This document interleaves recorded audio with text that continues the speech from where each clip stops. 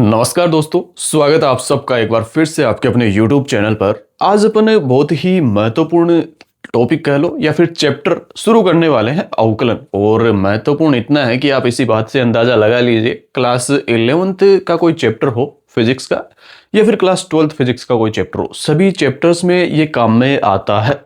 और आज के इस लेक्चर में तो हम इसे समझने की ही कोशिश करेंगे कि अवकलन होता क्या है। तो पूरे लेक्चर के दौरान आपको जो भी बातें मैं बताऊं उनको ध्यानपूर्वक सुनना है। तो चलिए शुरू करते हैं अपन आज के टॉपिक को। दरअसल हम करने क्या वाले, मैं आपको आज दो चीजें समझाने वाला हूं। सबसे पहले अपन परिवर्तन को समझेंगे कि परिवर्तन क्या होता है, क्योंकि ऊपर ऊपर से यदि मैं बताऊं तो अवकलन की मदद से हम परिवर्तन को ही मेजर करते हैं, या फिर और सही ढंग से कहूं तो परिवर्तन की दर को मापते हैं अपन अवकलन की मदद से। तो सबसे पहले अपन परिवर्तन को समझेंगे और उसके बाद एक और बात हमें समझनी होगी अवकलन को समझने के लिए, वो है जो भी परिवर्तन होता है इस संसार में वो सापेक्ष परिवर्तन होता है। तो ये दो बातें हमें समझनी है। मैं टॉपिक शुरू करता हूं, परिवर्तन। तो हेडिंग डालोगे आप परिवर्तन।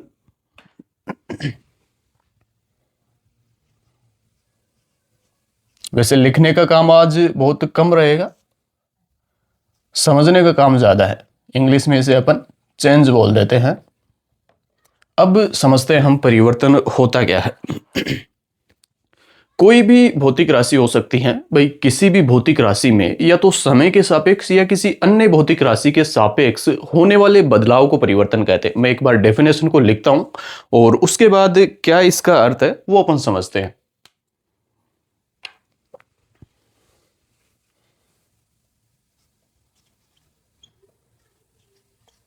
किसी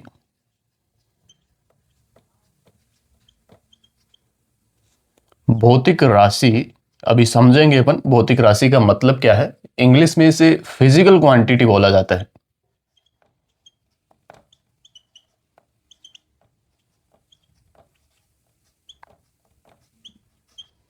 किसी भौतिक राशि में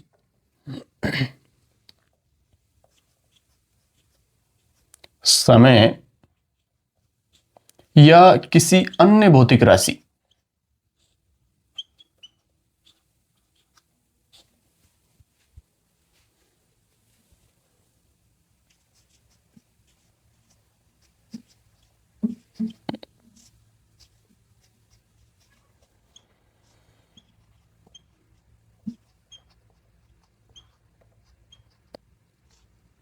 समय या किसी अन्य भौतिक राशि के सापेक्ष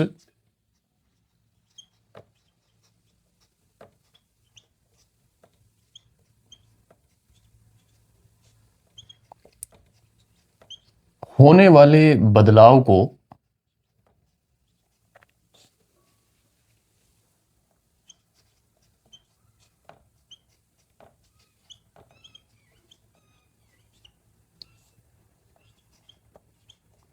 परिवर्तन कहा जाता है। और एक और बात मैंने जो आपको बताई कि सभी परिवर्तन सापेक्ष होते हैं, उसे भी मैं लिखता हूं और फिर इन तीनों ही बातों को अपन समझने की कोशिश करते हैं।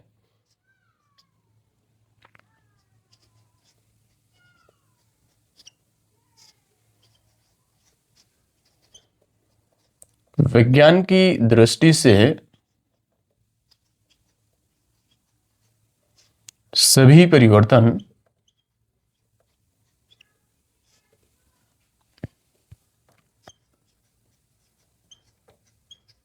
सापेक्ष होते हैं।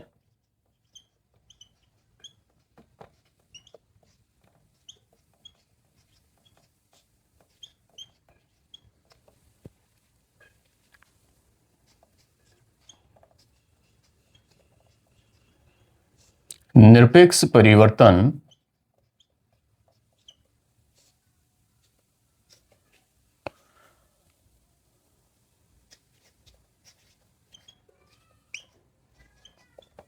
एब्सोल्यूट चेंज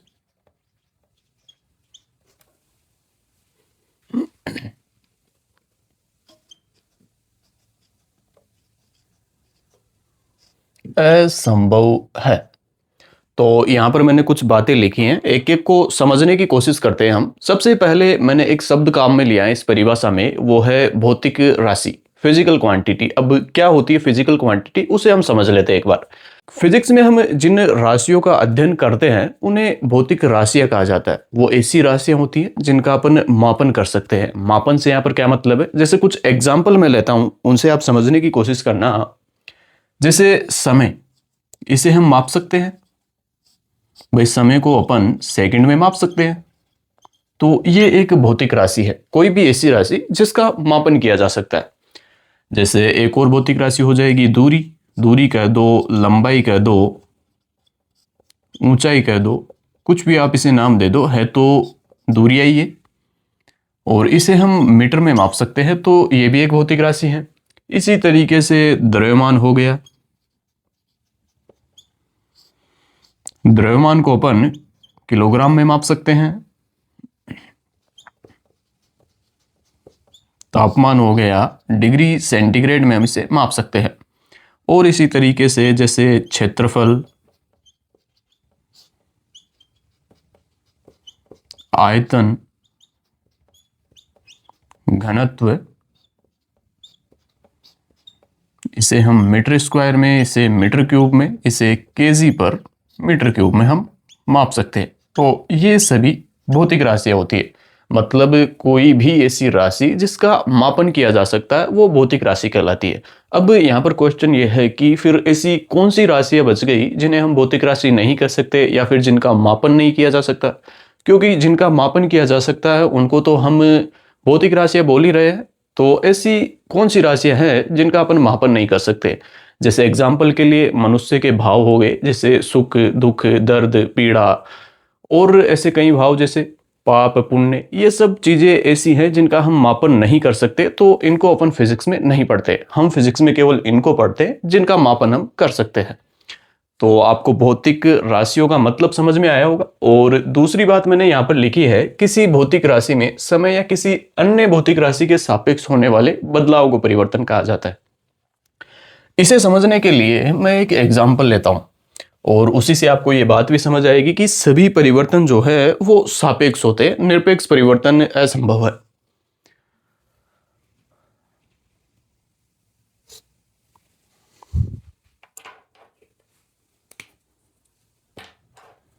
मान लेते हैं ये कोई एक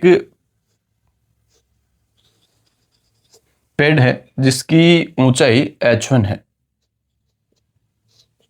और ये t1 समय पर है।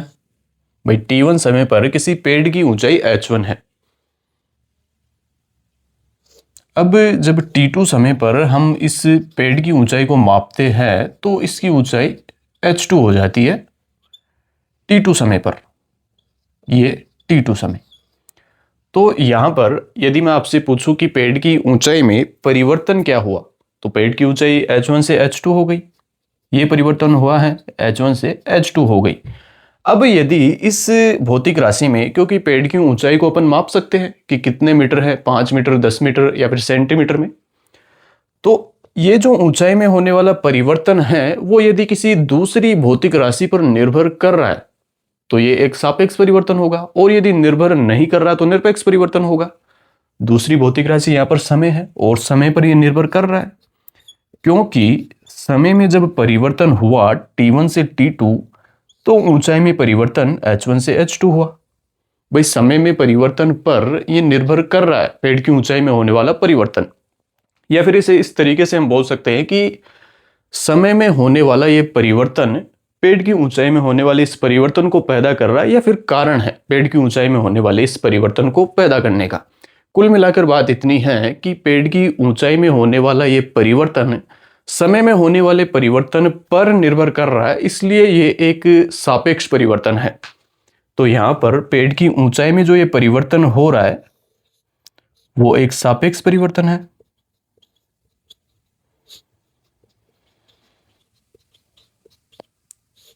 अब यहां पर सभी परिवर्तन सापेक्ष होते हैं, क्यों? क्योंकि कोई भी परिवर्तन होता है तो उस परिवर्तन को होने में कुछ ना कुछ समय तो लगता ही है। भाई समय बदलेगा, परिवर्तन जब शुरू हो रहा होता है तो मान लेते हैं t1 समय, परिवर्तन जब खत्म हो रहा है तो t2 समय। तो समय में तो बदलाव होगा ही, और समय एक भौतिक राशि है। और यदि किसी भौतिक राशि में होने वाला परिवर्तन किसी दूसरी भौतिक राशि में होने वाले परिवर्तन पर निर्भर कर रहा है तो वो सापेक्ष परिवर्तन है। अब इसी चीज को समझाने के लिए कि इस संसार में होने वाले सभी परिवर्तन सापेक्ष होते हैं, चाहे वो समय के सापेक्ष हो रहे हो या फिर किसी अन्य भौतिक राशि के सापेक्ष हो रहे हो। ये जरूरी नहीं है हम उसे समय के सापेक्ष ही देखें। भाई इतना तो तय है कि कोई भी परिवर्तन यदि हो रहा है तो वो समय के तो सापेक्ष होगा ही, लेकिन हम उसे किसी अन्य भौतिक राशि के सापेक्ष भी देख सकते हैं। एक एग्जाम्पल मैं लेता हूं, इसी एग्जाम्पल को अपन आगे बढ़ाते हैं और समझने की कोशिश करते हैं कि क्यों इस प्रकृति में होने वाले सभी परिवर्तन सापेक्ष परिवर्तन होते हैं। मान लेते हैं जैसा कि अभी अपन ने देखा, जब समय बदला T1 से T2 हुआ तो पेड़ की ऊंचाई में परिवर्तन हुआ H1 से H2। भाई इतना तो अपन ने समझ लिया कि समय जब T1 से T2 हुआ तो पेड़ की ऊंचाई में परिवर्तन हो चुका है H1 से H2। अब जब किसी पेड़ की ऊंचाई में परिवर्तन होगा तो उसकी पत्तियों के क्षेत्रफल में भी परिवर्तन होगा। भाई पहले पेड़ की ऊंचाई कम थी तो पत्तियों का क्षेत्रफल कम था, पेड़ की ऊंचाई बढ़ी तो पत्तियों का क्षेत्रफल बढ़ जाएगा। मैं पहले क्षेत्रफल को A1 मान लेता हूं जब पेड़ की ऊंचाई H1 थी, और जैसे ही पेड़ की ऊंचाई H2 होती है पत्तियों का क्षेत्रफल A2 हो जाता है। अब जबकि पत्तियों का क्षेत्रफल बढ़ चुका है तो पत्तियों पर गिरने वाले प्रकाश की मात्रा बढ़ जाएगी। भाई पहले पत्ती का क्षेत्रफल कम था तो पड़ने वाला प्रकाश कम था पत्ती पर। अब जब क्षेत्रफल बढ़ चुका है तो ज्यादा प्रकाश पत्ती पर पड़ेगा, तो इसका मतलब है जो सनलाइट आ रही हैं उसकी मात्रा बढ़ जाएगी। पहले वाली मात्रा को यदि मैं SL1 बोल दूं तो बाद वाली मात्रा SL2 हो जाएगी। अब हम सब जानते हैं कि पत्तियों में प्रकाश संश्लेषण होता है और प्रकाश संश्लेषण के लिए प्रकाश जरूरी होता है। अब जब प्रकाश की मात्रा बढ़ चुकी है तो पत्तियों में होने वाले प्रकाश संश्लेषण की मात्रा भी बढ़ेगी।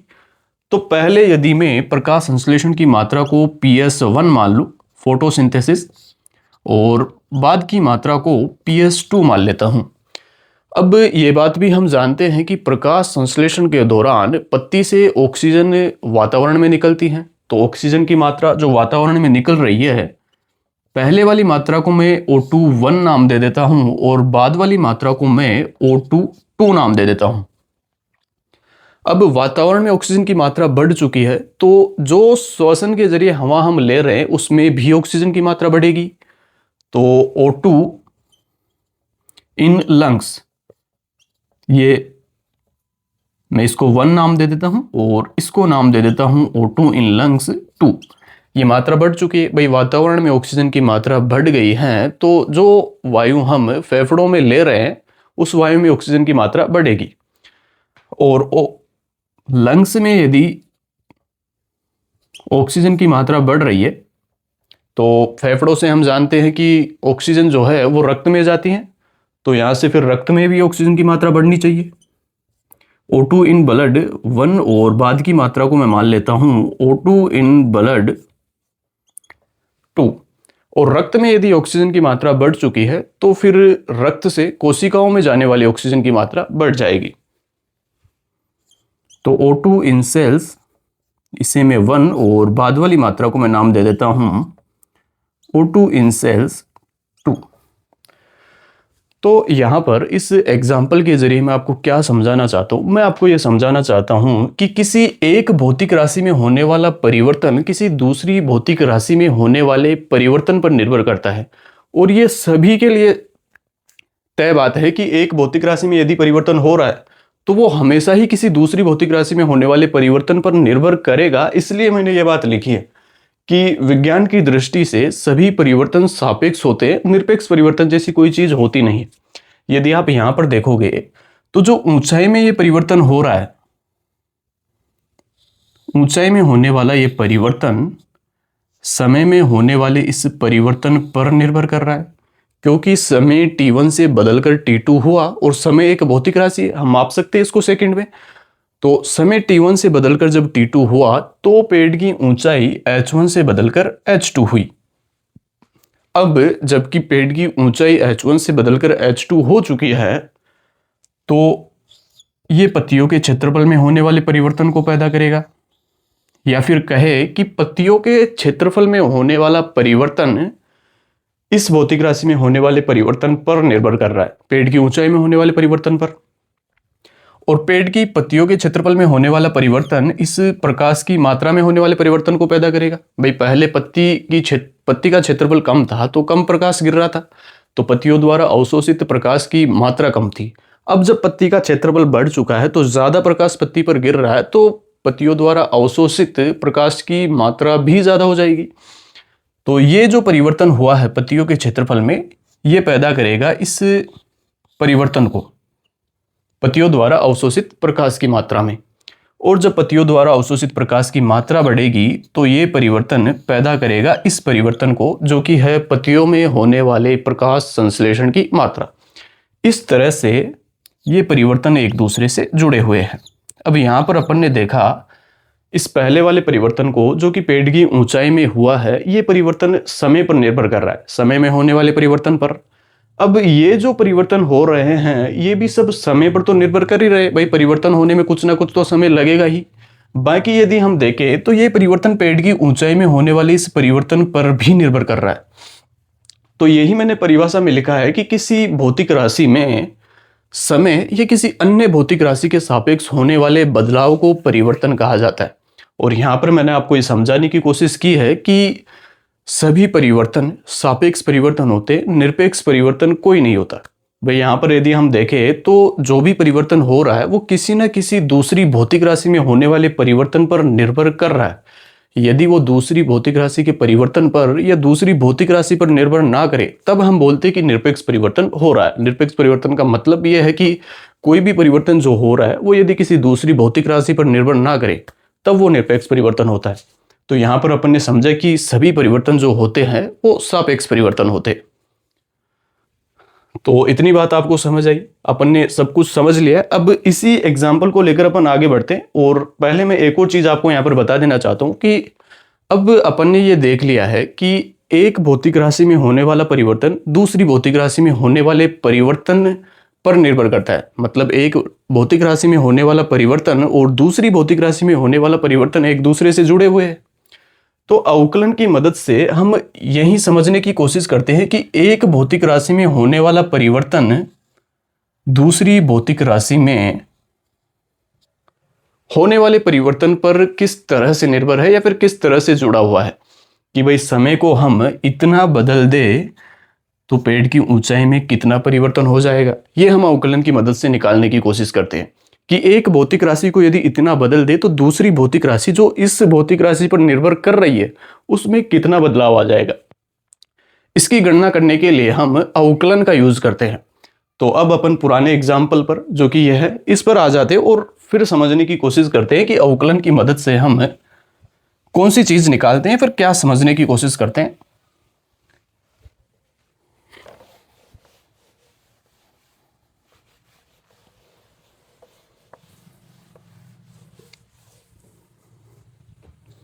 इसी एग्जाम्पल को लेते हैं, मान लेते हैं एक पेड़। लेकिन उससे पहले मैं आपको परिवर्तन निकालना सिखा देता हूं, एक बार जरूरत पड़ेगी हमें उसकी। भाई परिवर्तन को कैसे निकाला जाए, एक भौतिक राशि में कोई परिवर्तन हो रहा है तो उसको किस तरीके से हम निकाल सकते हैं। किसी भी भौतिक राशि में उसकी बाद वाली स्थिति में से पहले वाली स्थिति को घटा देने पर हमें परिवर्तन मिल जाएगा। जैसे अभी पेड़ की ही बात करी थी अपन ने, तो ये पेड़ है, इसकी ऊंचाई पहले 10 सेंटीमीटर थी और बाद में यदि ये 20 सेंटीमीटर हो गई तो किस तरीके से हम परिवर्तन को निकाल सकते हैं। इस बाद वाली ऊंचाई में से पहले वाली ऊंचाई को घटा देने पर हमें परिवर्तन मिल जाएगा। भाई 20 माइनस 10 जब हम करेंगे तो 10 सेंटीमीटर हमें मिलेगा। इतना परिवर्तन पेड़ की ऊंचाई में हो चुका है। तो यही अपन लिखेंगे कि किसी भौतिक राशि की अंतिम अवस्था में से प्रारंभिक अवस्था को घटा देने पर हमें उस भौतिक राशि में होने वाले परिवर्तन का मान मिल जाता है। और परिवर्तन को डेल्टा चिन्ह से प्रदर्शित किया जाता है, तो आप ये भी लिख लेना ऊपर।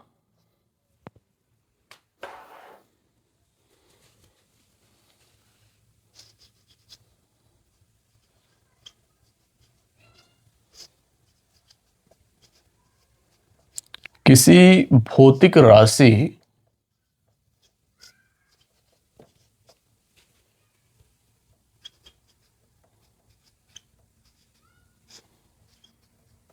अंतिम मान में से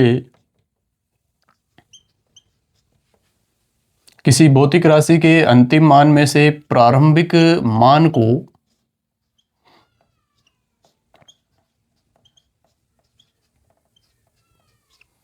घटाने पर हमें उस भौतिक राशि में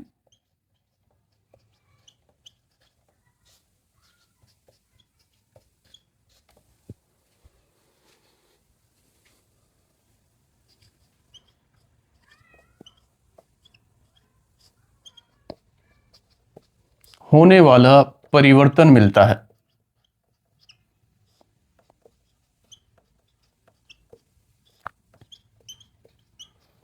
और इसे डेल्टा से प्रदर्शित किया जाता है। तो इसका फॉर्मूला होगा डेल्टा, और डेल्टा के साथ में वो भौतिक राशि लिखी जाएगी जिसमें हम परिवर्तन निकाल रहे हैं।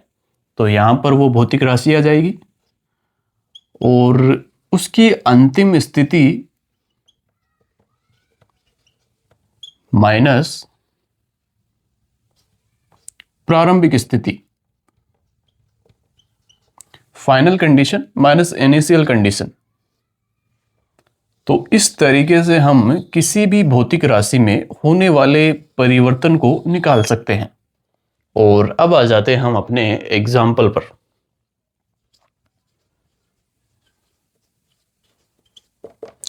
अपन ने एक पेड़ लिया था और इस पेड़ की ऊंचाई मैं मान लेता हूं 10 सेंटीमीटर है। और एग्जाम्पल को थोड़ा अच्छे से लेते हैं इस बार।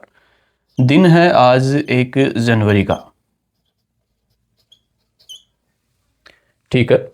अब होता क्या है, 31 जनवरी को हम इसकी ऊंचाई मापते हैं तो हमें इस पेड़ की ऊंचाई मिलती है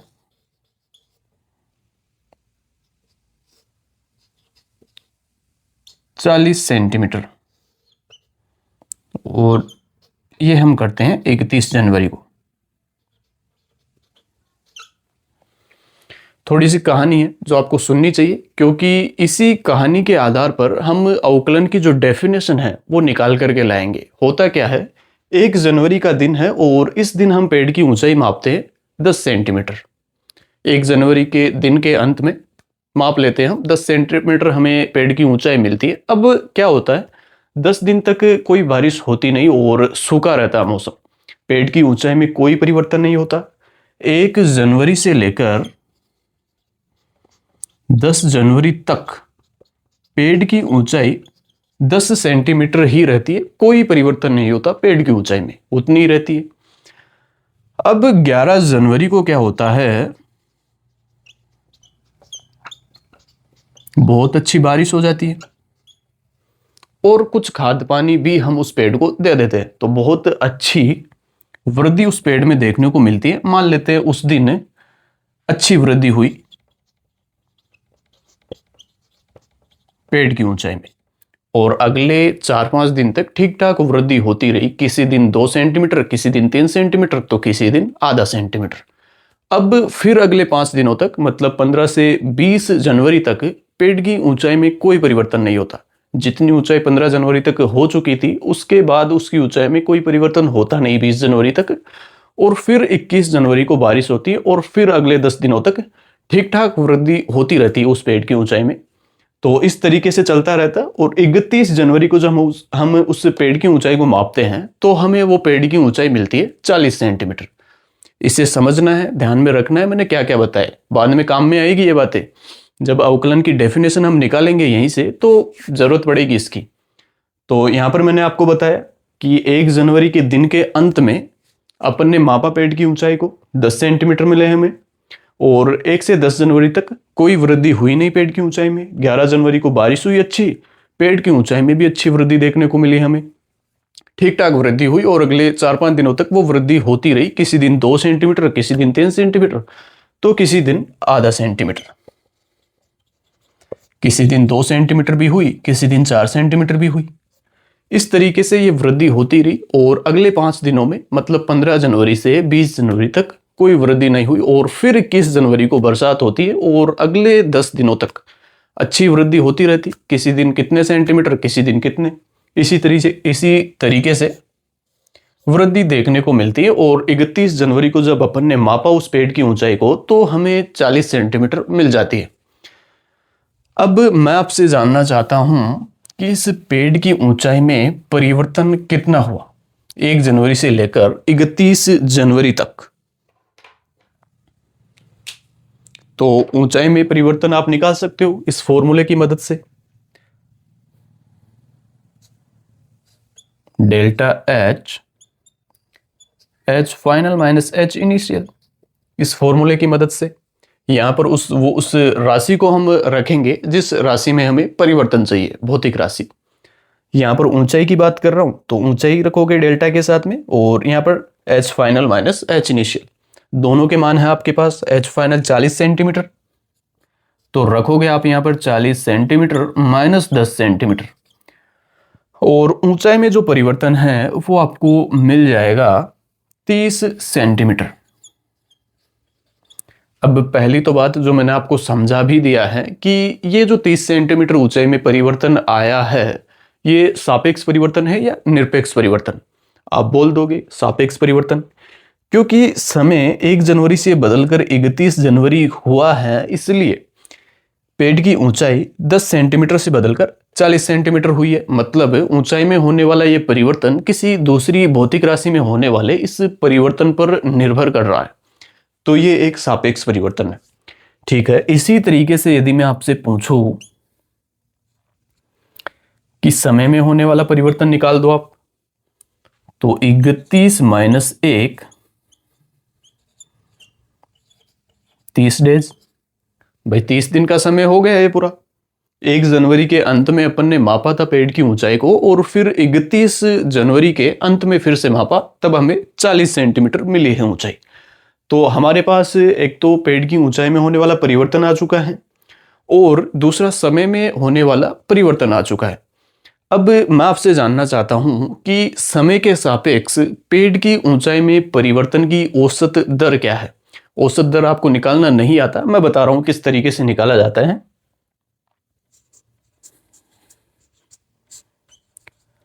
समय के सापेक्ष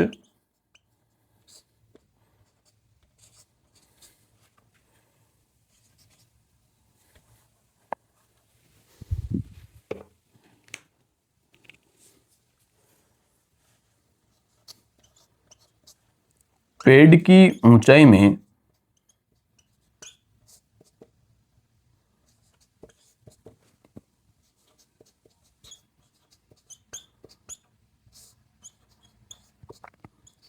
परिवर्तन की औसत दर। भाई परिवर्तन खुद सापेक्ष होता है, तो ये जो दर आएगी वो भी सापेक्ष ही हमें लेनी पड़ेगी समय के सापेक्ष।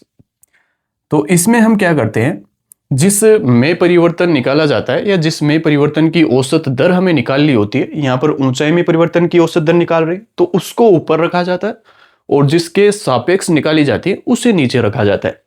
यहां पर समय के सापेक्ष निकाली जा रही है तो समय में परिवर्तन को नीचे रखेंगे और ऊंचाई में परिवर्तन को ऊपर रखेंगे।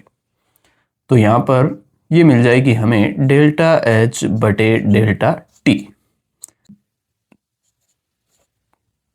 तो ये 30 सेंटीमीटर और ये 30 दिन, यहां पर 30 से 30 कटेगा और ये हमारे पास आ जाएगा 1 सेंटीमीटर पर डे।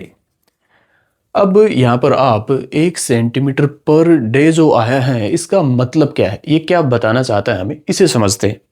मैं इसे मिटा रहा हूं यहां से, आप इसे लिख लेना।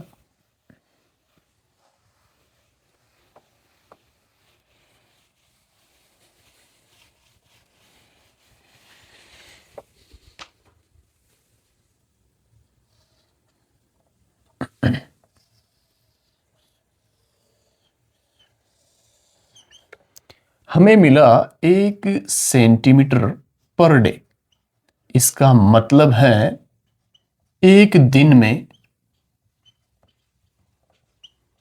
1 सेंटीमीटर की वृद्धि पेड़ की ऊंचाई में या परिवर्तन। भाई ये हमें बताना चाह रहा है कि पेड़ की ऊंचाई में हर दिन 1 सेंटीमीटर का परिवर्तन हुआ है या फिर वृद्धि हुई है।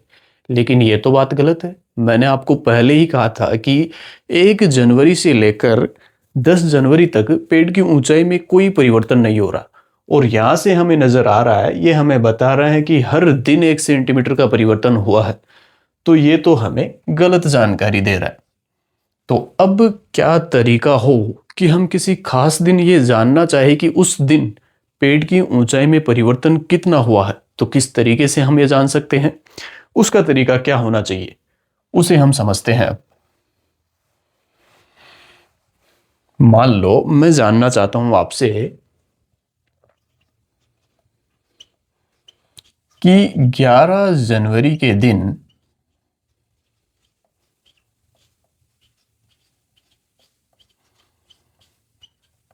पेड़ की ऊंचाई में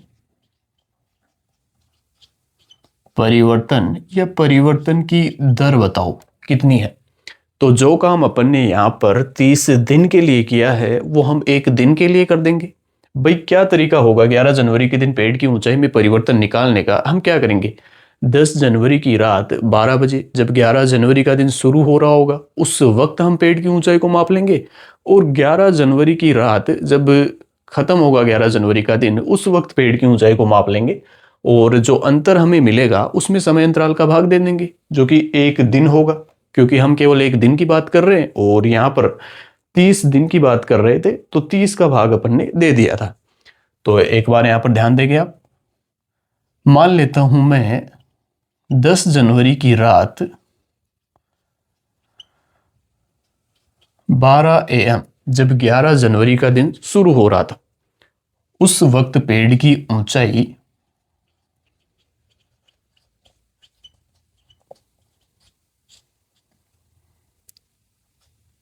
H1 ये 10 सेंटीमीटर, क्योंकि अपन ने पहले ही मैंने आपको ये बता रखा है कि 10 जनवरी तक पेड़ की ऊंचाई में कोई परिवर्तन होता नहीं।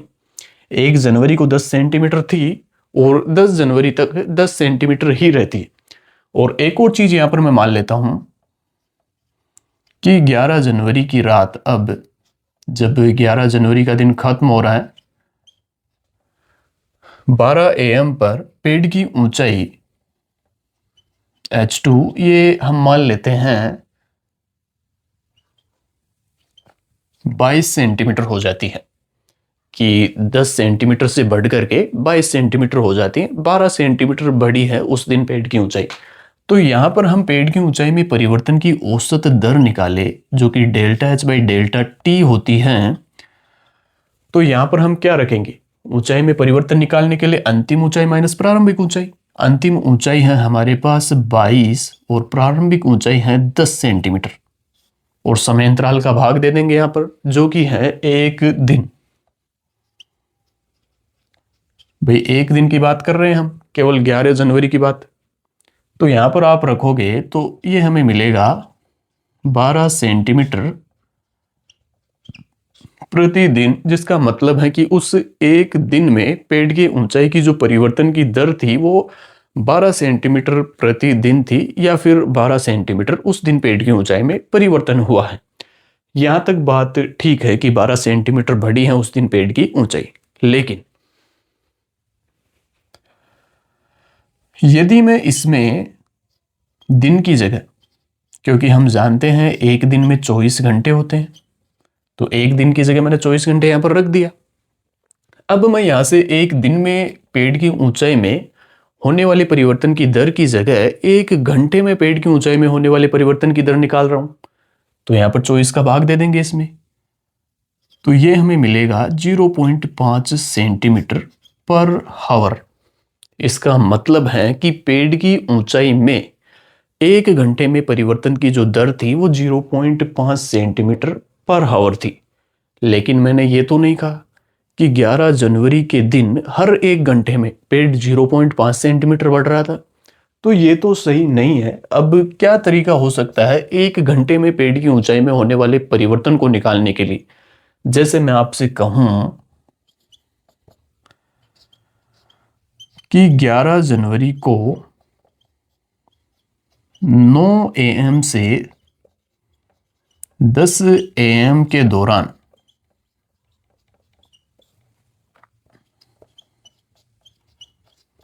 पेड़ की ऊंचाई में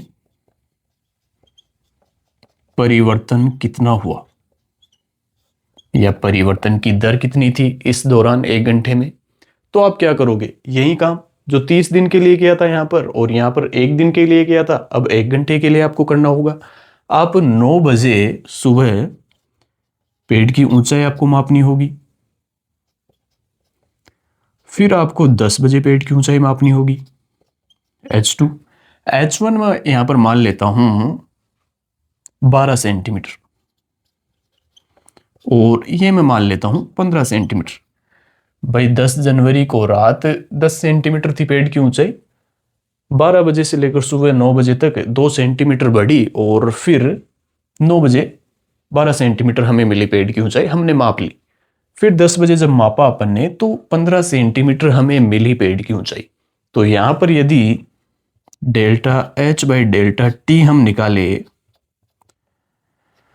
तो वो होगा 15 माइनस 12 बटे 1 घंटा।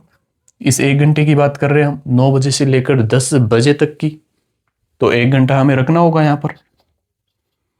यहां से 15 में से 12 जाएगा तो 3 सेंटीमीटर पर हावर, मतलब उस 1 घंटे में जो परिवर्तन की दर थी वो 3 सेंटीमीटर पर हावर थी। ठीक है, इतनी बात सही है, उस 1 घंटे में भी हमें पता चल गई, लेकिन उस 1 घंटे के किसी खास 1 मिनट में मैं आपसे जानना चाहूं कि उसमें पेड़ की ऊंचाई में परिवर्तन की दर क्या थी, तो आपको क्या करना होगा, फिर उस 1 मिनट के लिए आपको यही काम करना होगा। मतलब समझो यहां पर मैं क्या कर रहा हूं, हमें किसी खास समय पर पेड़ की ऊंचाई में यदि परिवर्तन की दर चाहिए तो समय अंतराल को छोटा करते जा रहे हैं अपन, और जितना छोटा हम करते चले जाएंगे हमें पेड़ की ऊंचाई में परिवर्तन की जो दर है, जो वास्तविक मान है वो पेड़ की ऊंचाई में परिवर्तन की दर का, वो हमें मिलेगा। क्योंकि यहां पर जब अपन ने देखा 1 सेंटीमीटर पर डे आ रहा था तो वो तो गलत था, तो अपन ने समय अंतराल को छोटा किया, 1 दिन में पता करने के लिए अपन ने समय अंतराल को छोटा कर दिया, 1 दिन रखा। फिर इस 1 दिन के भी किसी खास 1 घंटे में ऊंचाई की परिवर्तन की दर जानने के लिए हमने उस 1 घंटे के दौरान पेड़ की ऊंचाई मापी। भाई उस 1 घंटे के शुरू होने से पहले पेड़ की ऊंचाई को माप लिया और 1 घंटे के खत्म होने के तुरंत बाद पेड़ की ऊंचाई को अपन ने माप लिया और उस समय अंतराल का भाग दे दिया, तो उस 1 घंटे के दौरान पेड़ की ऊंचाई में जो परिवर्तन की दर थी वो हमारे पास आ चुकी। तो यहां पर अपन क्या कर रहे हैं वो समझो, किसी निश्चित समय पर हमें पेड़ की ऊंचाई में यदि परिवर्तन की दर चाहिए तो समय अंतराल को हमें 0 के एकदम नजदीक ले जाना होगा। क्योंकि यहीं पर समझो आप, मैं यदि आपसे ये जानना चाहूं कि 11 जनवरी के दिन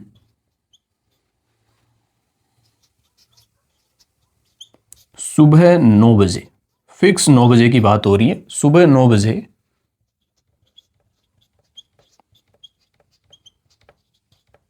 पेड़ की ऊंचाई में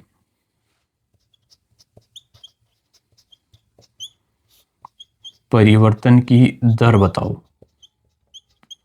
अब ये आप किस तरीके से बता सकते हो, 9 बजे की बात हो रही, यहां पर तो किसी अंतराल की भी बात नहीं हो रही कि आप पहले 9 बजे माप लो और फिर वो अंतराल पूरा होने के बाद, जैसे यहां पर 9 से 10 बजे की बात हो रही थी, तो पहले अपन ने 9 बजे माप लिया फिर 10 बजे माप लिया, दोनों का अंतर लिया ऊंचाइयों का और उस समय अंतराल का भाग दे दिया। यहां पर तो कोई अंतराल भी नहीं है 9 बजे, तो यहां पर आप किस तरीके से निकालोगे, यहां पर जो निकालने का तरीका है वो क्या तरीका है वो समझो। आप क्या करोगे, 9 AM पर पेड़ की ऊंचाई माप लोगे H1, फिर आप क्या करोगे 9 बजकर के 0.0000 जितने जीरो आप लगा सकते हो, क्योंकि हम चाहते हैं कि अंतराल बिल्कुल छोटा हो जाए, शून्य के एकदम नजदीक चला जाए। 1 सेकंड, 9 बजकर के 1 सेकंड पर आप पेड़ की ऊंचाई माप लोगे। अब आप ले सकते हो H2 माइनस H1 बटे T2 माइनस T1, और T2 माइनस T1 क्या है, 9 बजकर के ये 0.00001 सेकंड में से इसको घटाना है, तो आपको अंतराल मिलेगा 0.1 सेकंड। तो यहां पर कोई मान आपको मिलेगा जो कि इस समय 9 बजे उस पेड़ की ऊंचाई में परिवर्तन की वास्तविक दर होगी। और इस समय जो कि कोई खास समय है, कोई निश्चित समय है, इस निश्चित समय पर किसी पेड़ की ऊंचाई में परिवर्तन की दर, या फिर सामान्य शब्दों में कहूं तो किसी भौतिक राशि में होने वाले परिवर्तन की दर को तात्क्षणिक दर कहा जाता है।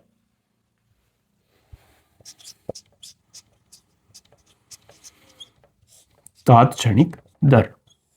तो किसी निश्चित समय पर किसी भौतिक राशि के मान में होने वाले परिवर्तन की दर को तात्क्षणिक दर कहा जाता है। तो इतनी बात है जो मैंने आपको समझानी चाहिए इस एग्जाम्पल के जरिए। मैं आपको फिर से एक बार समझाता हूं कि मैंने क्या क्या बताया है, क्या करना चाहा है। यहाँ पर अपन ने सबसे पहले एक लंबा समय अंतराल लिया, 1 महीना, और उसमें पेड़ की ऊंचाई में जो परिवर्तन की दर थी वो निकाली, जो कि आई 1 सेंटीमीटर प्रतिदिन। अब क्योंकि हमें ध्यान है पेड़ की ऊंचाई में जो परिवर्तन की दर थी वो नियत नहीं थी, पहले 10 दिनों तक पेड़ की ऊंचाई में कोई परिवर्तन हुआ नहीं था, तो ये तो मान गलत था। फिर अपन ने समय अंतराल को छोटा किया। जिस दिन अपन जानना चाहते थे कि इस खास दिन पर पेड़ की ऊंचाई में जो परिवर्तन की दर है वो क्या थी, तो अपन ने फिर एक दिन लिया। अब हम जानते हैं जो मान आएगा वो उस एक दिन के लिए तो सही है, लेकिन दिन में भाई 24 घंटे होते हैं। अब ये जरूरी नहीं कि हर एक घंटे में पेड़ की ऊंचाई में जो परिवर्तन की दर थी वो नियत रही हो। हर एक घंटे में पेड़ की ऊंचाई में समान परिवर्तन हुआ हो, या फिर पेड़ की ऊंचाई समान रूप से बढ़ी हो। ऐसा बिल्कुल भी पॉसिबल नहीं है, या फिर सही नहीं है, क्योंकि हमें ये कहा नहीं गया है कि पेड़ की ऊंचाई में जो परिवर्तन की दर है वो नियत है। तो पेड़ की ऊंचाई में जो परिवर्तन हो रहा है वो किसी खास एक घंटे में ज्यादा हो सकता है, किसी खास एक घंटे में कम हो सकता है। अब यही बात एक घंटे के लिए भी लागू होती है कि एक घंटे में 60 मिनट होते हैं। अब किसी खास एक सेकंड में पेड़ की ऊंचाई में परिवर्तन ज्यादा हो सकता है, किसी खास एक मिनट में पेड़ की ऊंचाई में परिवर्तन कम हो सकता है। और यही बात एक मिनट पर भी लागू होती है, एक मिनट में 60 सेकंड होते हैं। किसी एक सेकंड में पेड़ की ऊंचाई में परिवर्तन ज्यादा हो सकता है, किसी एक सेकंड में पेड़ की ऊंचाई में परिवर्तन कम हो सकता है। तो यदि हमें किसी निश्चित समय पर जानने की जरूरत है कि उस समय पर पेड़ की ऊंचाई में परिवर्तन की दर क्या है, तो हमें समय अंतराल को एकदम जीरो के नजदीक लेना होगा, ताकि जो मान निकल करके आए वो हमें सटीक जानकारी दे कि पेड़ की ऊंचाई में परिवर्तन की दर क्या है उस समय। ये अपन ने किया है। तो किसी निश्चित समय या क्षण विशेष पर भौतिक राशि के मान में परिवर्तन की जो दर होती है उसे तात्क्षणिक परिवर्तन की दर कहते हैं। मैं इस डेफिनेशन को लिखता हूं एक बार और फिर से इसे समझने की कोशिश करते हैं।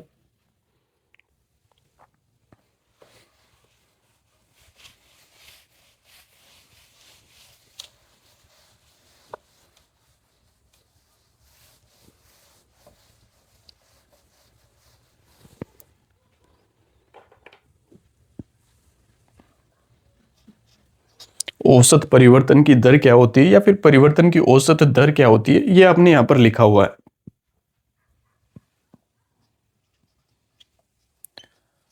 किसी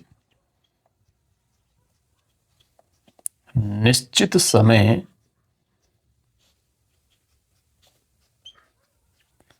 या क्षण विशेष, और क्षण का क्या मतलब है, इसे इंग्लिश में मोमेंट बोला जाता है।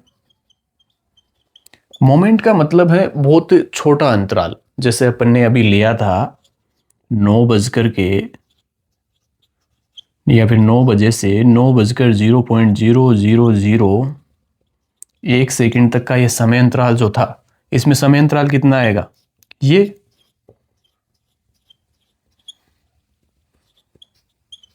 समय अंतराल आएगा। इसे क्षण बोला जाता है। समय का सबसे छोटा भाग जिसे मापा जा सकता है वो क्षण होता है। तो किसी निश्चित समय या क्षण विशेष पर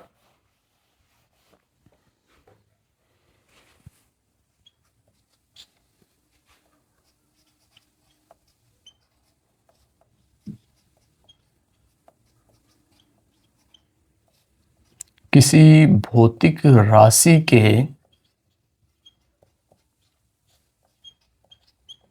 मान में परिवर्तन की दर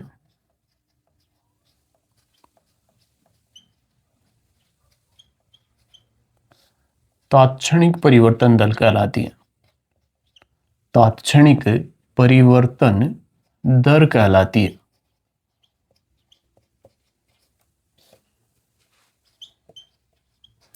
और ये जो तात्क्षणिक परिवर्तन की दर होती है, इसे निकालने की ये जो प्रक्रिया है, जो प्रोसेस अपन ने पढ़ा है, इससे ही अवकलन कहते हैं।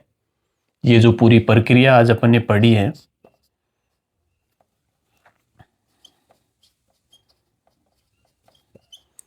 तात्क्षणिक परिवर्तन दर को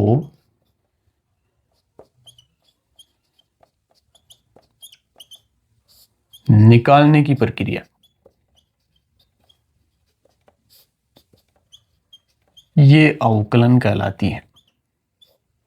तो अवकलन आपको समझ आया होगा। भाई हम जानना चाहते हैं कि किसी खास समय पर, किसी निश्चित समय पर किसी भौतिक राशि के परिवर्तन की दर क्या होती है, वो जानना चाहते हैं, सटीक मान चाहते हैं हम उसका।